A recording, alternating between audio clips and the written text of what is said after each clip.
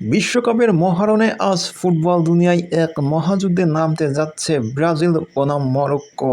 একদিকে পাঁচবারের বিশ্ব champion Brazil, অন্যদিকে আফ্রিকার শক্তিশালী ও মুসলিম দেশ মরক্কো। ব্রাজিল আর মরক্কোর ফুটবল দ্বৈরথের ইতিহাস খুব দীর্ঘ না হলেও প্রতিটি ম্যাচই ছিল রোমাঞ্চে ঠাসা। ইতিহাসে এই দুই দল মুখোমুখি হয়েছে মাত্র তিনবার, যার মধ্যে ব্রাজিল জিতেছে দুটি আর মরক্কো জিতেছে একটি।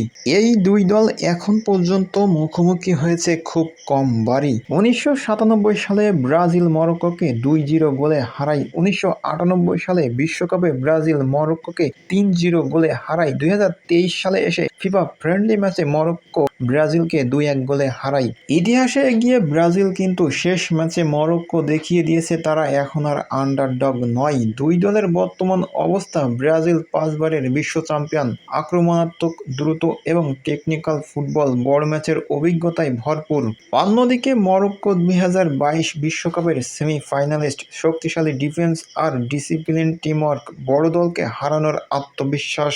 নাম শুনলে ব্রাজিল এগিয়ে মনে হলেও বাস্তবতা বলছে ম্যাচটা সহজ হবে না। মরক্কো এখন এমন এক দল যারা যে কোনো শক্তিশালী দলের জন্য হুমকি হতে পারে।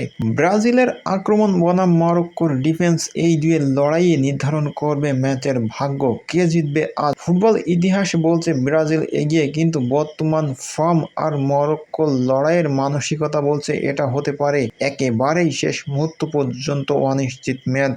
আজকের ম্যাচে শুধু গোল না, থাকবে আবেগ, থাকবে ইতিহাস বদলানোর লড়াই। ব্রাজিল কি আবারও তাদের রাজত্ব দেখাবে, নাকি মরক্কো আবারও বিশ্বকে চমকে দেবে, উত্তর দেবে 90 মিনিট ফুটবল খেলার যুদ্ধে?